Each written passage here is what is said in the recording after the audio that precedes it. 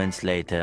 তো আজকে আমার যে ভাইটা বাইক কিনলো, এই যে জিক্সার আপনারা দেখতে পারতেছেন। তো এই যে এই ভাই এনামুল, এনামুল তোমার বাইক কিনে মানে অনুভূতি কেমন, ভালো লাগতেছে? হ্যাঁ, ভালো লাগতেছে অনেক। তো বাইকটা একেবারে নতুনই আছে, একবারে ঝকঝক করতেছে।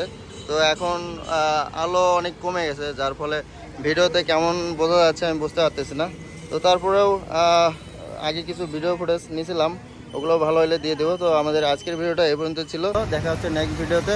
অ্যান্ড ততক্ষণে আপনারা সবাই সুস্থ থাকবেন, ভালো থাকবেন, টাটা।